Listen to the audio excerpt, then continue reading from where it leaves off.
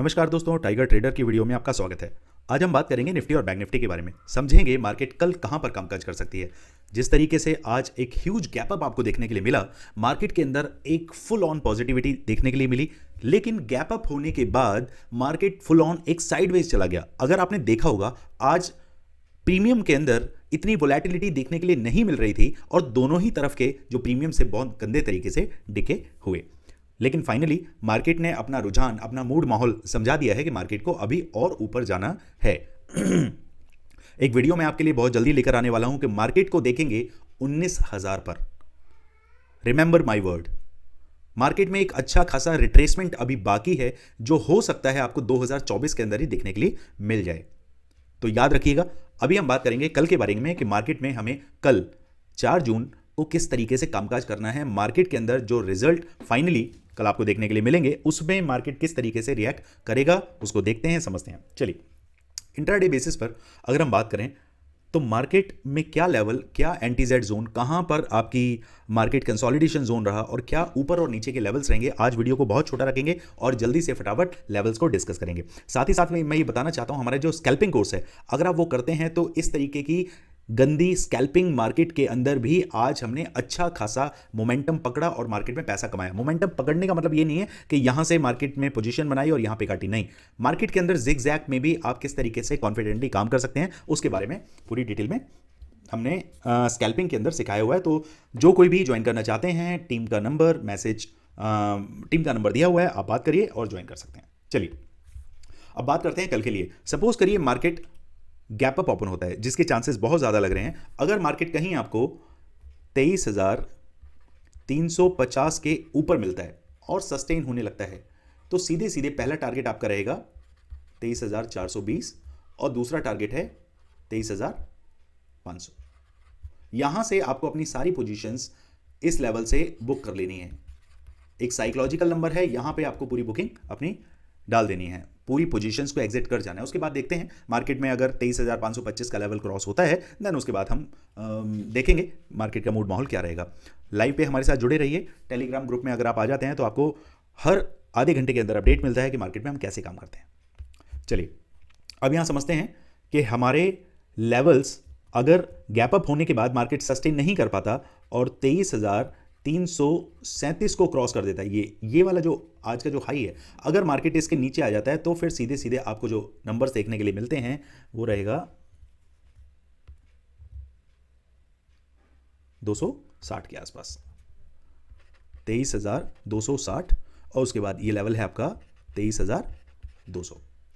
Market अगर 23,200 के भी नीचे जाने की कोशिश करेगा तो उसके लिए पहले आपको 23,200 के आसपास अपनी पोजीशंस को बुक कर लेना है, क्योंकि बार बार मार्केट ने यहीं से जिगजैग करके यहां से मार्केट को ऊपर उठाया गया है, याद रखिए। अब बात करते हैं मार्केट अगर फ्लैट ओपन होता है। फ्लैट के केस में हम वेट करेंगे कि मार्केट मुझे जितना 23,337 के नियर मिल जाए, मैं वहां से एक पुट की पोजीशन बनाना चाहूंगा और मेरे टारगेट रहेंगे 23,250 के आसपास। ठीक है, अगर मार्केट फ्लैट ओपन होकर 23,337 को सस्टेन करता है तो फिर आपका पहला लेवल है 23,420 और दूसरा लेवल है 23,500। फ्लैट ओपन होके नीचे की तरफ चलने लगे और इस लेवल को तोड़ने की कोशिश करे तो वेट करना है। अगर 15 मिनट का ये कैंडल इसे बनाता है तभी जाना है, अदरवाइज मार्केट यहीं से घूम के आपको ऊपर के नंबर दिखा सकता है, याद रखिए। फ्लैट ओपन होके मार्केट नीचे, शार्पली नीचे निकल के और कहीं आपको यहां मिल जाए 23,200 के आसपास, तो 23,200 से लेके 23,250 तक ये क्या है आपका एंटी जेड जोन। इस जोन में आपको ट्रेडिंग नहीं करनी है, नो ट्रेडिंग। ओके, अब बात करते हैं मार्केट अगर गैप डाउन ओपन होता है, जिसके चांसेस काफी कम लग रहे हैं। हालात कुछ भी हो सकते हैं, ग्लोबल मार्केट में कुछ अगर उथल पुथल हुआ तो चीजें बदल सकती हैं। अगर मार्केट कहीं नियर बाय आपको 23,200 के आसपास मिलता है और सस्टेन करके नीचे चलने की कोशिश करेगा तो पहले टारगेट रहेंगे 23,100 और दूसरे टारगेट रहेंगे 23,000। वेट,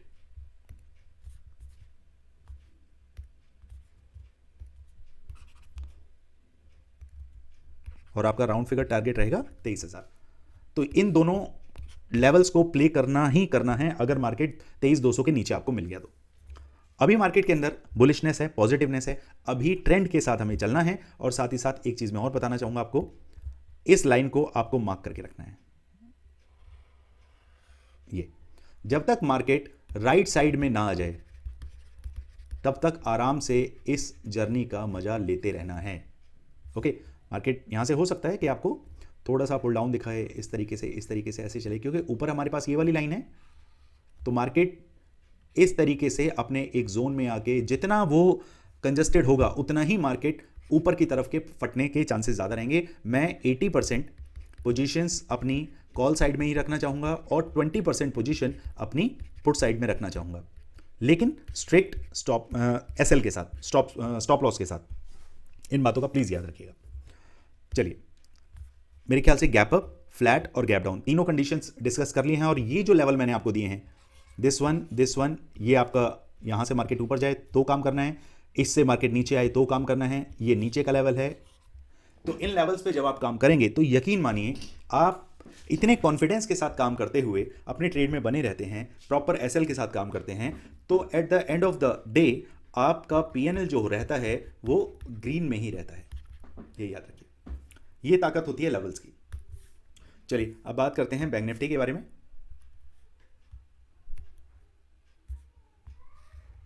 यहां देख लेते हैं, निफ्टी के मुकाबले बैंक निफ्टी मुझे ज्यादा बुलिश लग रही है।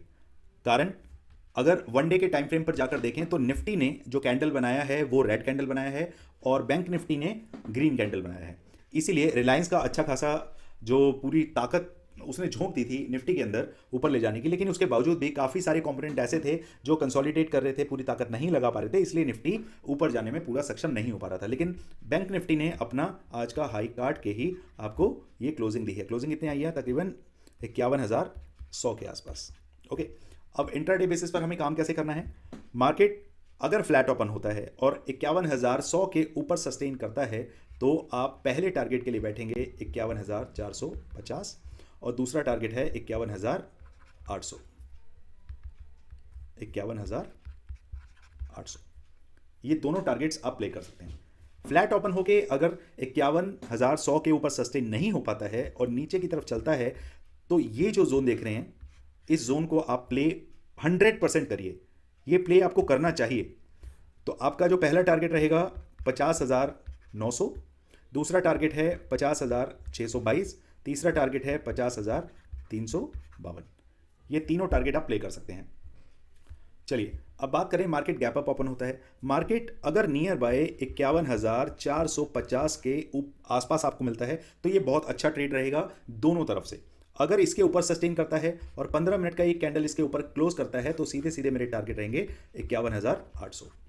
लेकिन 51,450 के नीचे अगर एक कैंडल क्लोज नीचे की तरफ हो जाती है तो फिर आपके टारगेट, पहला टारगेट आपका 51,100, दूसरा टारगेट आपका 50,900 और तीसरा टारगेट आपका 50,622। सॉरी दोस्तों, ये इसे ठीक कर लीजिएगा, 51,100। ओके, इस तरीके से आप कामकाज करिए। सपोज करिए मार्केट गैप डाउन ओपन होता है, मार्केट गैप डाउन ओपन होता है और नियर बाय आपको 50,900 के आसपास मिलता है। ये मेरे लिए फैंटेस्टिक ट्रेड होगी।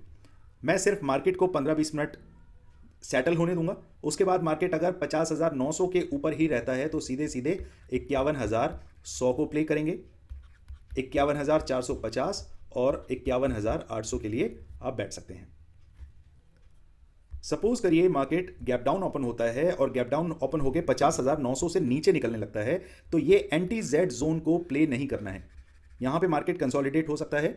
देन उसके बाद आपको पहला टारगेट मिलेगा 50,622 और दूसरा टारगेट रहेगा आपका 50,350। और लास्ट में अगर इस टारगेट के लिए आप प्ले करना चाहें तो थोड़ा सा इंतजार करिए, फिर आपको जो टारगेट मिलेगा वो रहेगा आपका 50,100। इस टारगेट को बिल्कुल लास्ट के लिए आप बना के रखें।